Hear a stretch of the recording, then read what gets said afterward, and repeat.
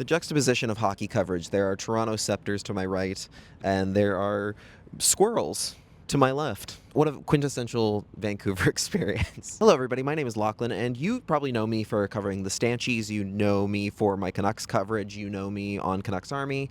You may not know that I also cover the Goldeneyes over on lockinthecrease.substack.com. Today, the Goldeneyes end up on the wrong side of the scoreline to start the first game of a 5-game homestand, a 2-1 loss to the Toronto Sceptres. The Goldeneyes are in a bit of a conundrum. They have a lot of home games coming up. They have not had nearly that many to start the season, and they've won quite a few games here in this building. It's a very loud building. They get over 13,000 fans tonight included, and yet they will end up on the wrong side of the score today. They gave up goals to Sarah Hjalmarsson and Lauren Messier in the span of a minute, and that was enough to sink them in a 2-1 loss. They were firmly the better team in the majority of this game, I would say, especially in the final 40 minutes. They were far more dangerous and had far better opportunities than Toronto was getting, but Toronto, as a defensive system, to put it lightly, to put it nicely, is very low event, and they're able to protect the middle of the ice. And the Goldeneyes took mostly shots from the perimeter, and they couldn't get a lot of pucks through. There was Izzy Daniels' goal that cut it to 1 in midway through the third period, a very good shot that it took a video review to double check just to make sure there was no goaltender interference. It wasn't offside. They reviewed it, nothing. All the fans made the decision for them, all chanting goal, goal, goal, which was great because these crowds at these games are fantastic.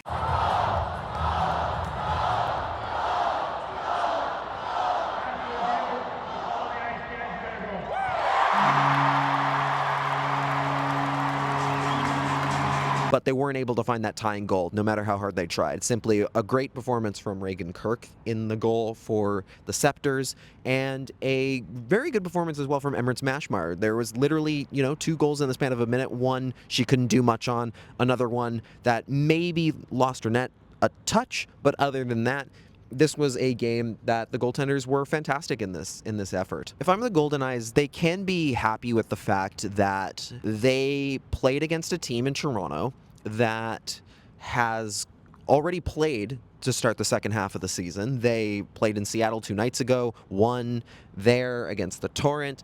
So, any rust was shaken off in that game for them. Any lull coming off of the Olympic break, Sceptres coach Troy Ryan, who was also Team Canada's coach, talked about an Olympic hangover being an aspect that any player coming back from Milano Cortina would probably have to deal with. They had a game to work on that, to get that out of their system. Vancouver didn't. This was their first game. They're the last team to play, I believe, out of all the other PWHL teams out of the break. So this was their game to shake off that rust. The hard part is now you're looking at a situation where, with 4 games left on this homestand, the Goldeneyes probably, realistically, if they want to make the playoffs, have to win all of them. And there is without any time or without any mistakes, it'll get way too hard for them to make the playoffs if they can't win out on this homestand and come out with at least 4 or 5. And that's not going to be easy, considering the fact that the next team they're playing is the Boston Fleet, who have been one of the best teams in the league all season long.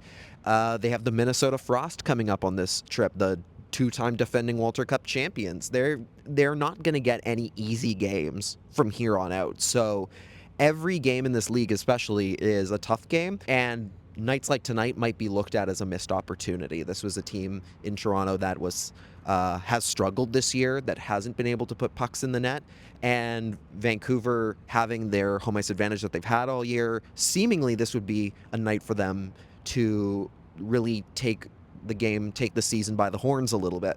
That was not the case.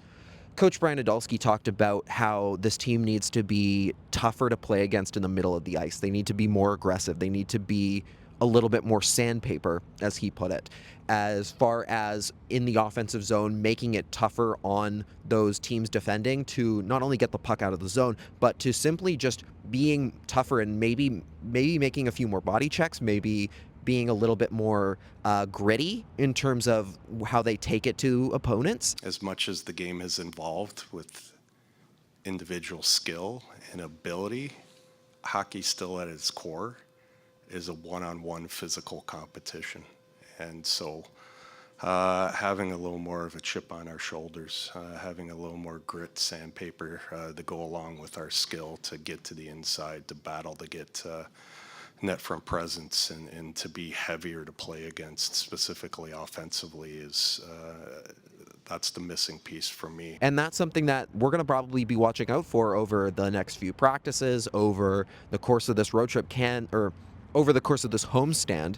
We're going to be probably looking at them trying to play that more physical, more aggressive style, particularly to get more pucks through the middle of the ice. And on the back end, defensively, they definitely still need to work on not letting so many chances through the middle of the ice and not giving up positioning in the slot. I saw one particular play that I really liked from Maddie Samaskevich. She saw a Scepter going for the front of the net with a pass potentially on the way, and she was right there to lift the stick. It ended up throwing her into the net, but that kind of aggressive play, that kind of being as hard on the passing option as possible, is the type of plays that the defense need to make. One big aspect of this game was the missing players. Daryl Watts was missing for Toronto, and the Scepters did all right without her, but having one of your leading scorers out of the lineup is a huge hole to fill in your lineup, and the Scepters filled it quite admirably in this game. On the flip side, Claire Thompson for the Goldeneyes definitely took some of their activating defenders out of the lineup, and that's one of your players who takes up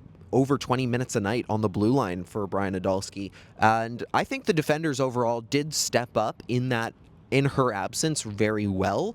It wasn't a Picasso, but I think overall they did the best they could.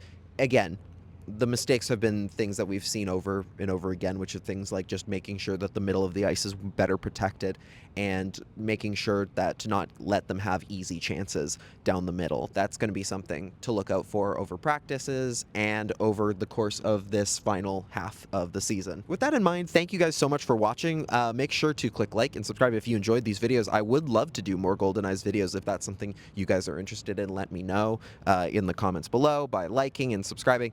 And I will see you next time.